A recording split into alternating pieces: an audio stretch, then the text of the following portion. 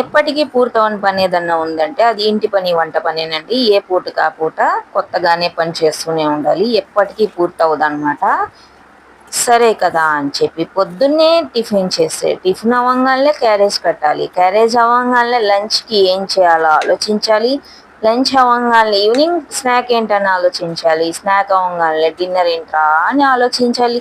Dinner అయింది కదా! అన్నీ శుభ్రం చేసుకున్నాం కదా! అంటే రేపొద్దున టిఫిన్‌కి ఏం చేయాలి? ఇడ్లీ ఎయ్యాలా? దోస ఎయ్యాలా? ఏం నానపెట్టాలి? ఉప్మా చేయాలా? అని ఆలోచించాలి.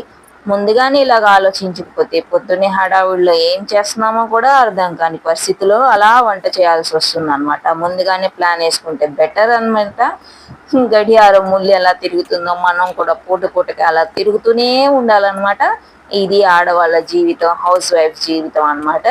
సరే కదా అని అరటికాయ బజ్జీ వేసుకొని వాళ్ళ సాయంత్రం అందరికీ స్నాక్ అనమాట. మా అబ్బాయికి పెద్దోడికి వచ్చేసి 5:30 దాకా స్కూల్ ఉంది కాబట్టి వాడికి ఇలా స్నాక్ వేసేసి వేడివేడిగా పంపించేశాను. మా చిన్నోడిని తీసుకొని వచ్చేస్తారనమాట. అట్లాగే పెద్దోడికి 5:30 దాకా, చిన్నోడికి 4 దాకా అనమాట. వేడి వేడి బజ్జీ స్కూల్ దగ్గర కాబట్టి సరిపోయింది, పంపించేశాను అనమాట. ఒక్కోసారి ఆలోచించాలి, ఎప్పటికీ పని అవ్వదు. మీకు కూడా ఇలాగే జరుగుతుంది కదా, ఆలోచించండి. Please subscribe me.